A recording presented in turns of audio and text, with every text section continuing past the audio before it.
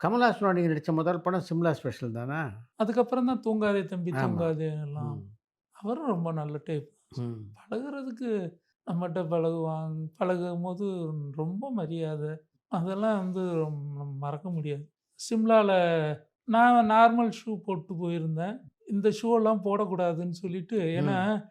பனி கொட்டுற நேரம். அது கரெக்ட். நாங்க போன நேரம் தான் பனியே கொட்டுது. எல்லாம் மொத்தமா டெல்லியிலேருந்து பஸ்ல போறோம். பஸ்ல ஒரே ஆட்டம் பாட்டத்தோட தான் போறோம். போய் இறங்குறோம். இறங்குன உடனே மூக்குல அப்பதான் வந்து ஏதோ ஒண்ணு விழுகுது. நைட்டு நேரத்தில. இது என்னங்க இது? என்னென்னமோ வந்து வருது. எனக்கு எனக்கு நான் அத பார்த்தது கூட கிடையாது. அதான் சொன்னாங்க, "இது பேர் ஸ்னோ, ஐஸு" அப்படின்னு. அப்புறம் நைட்லாம் பார்த்தா, காலையில எந்திரிச்சு பார்த்தா, ஃபுல்லா வெள்ள வெள்ளேர்ன்னு ஆயிடுச்சு. கொட்டிக்கிட்டே இருக்கு.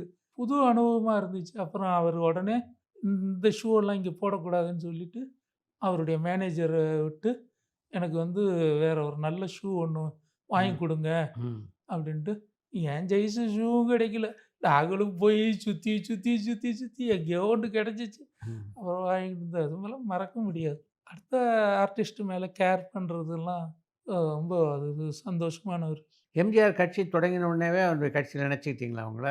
அது குடும்பம். நான் எங்க கட்சியில போய் இணைஞ்சேன். அது எங்க குடும்பம். கரெக்ட். அவருடைய ஃபாலோயர் தான் நாங்க.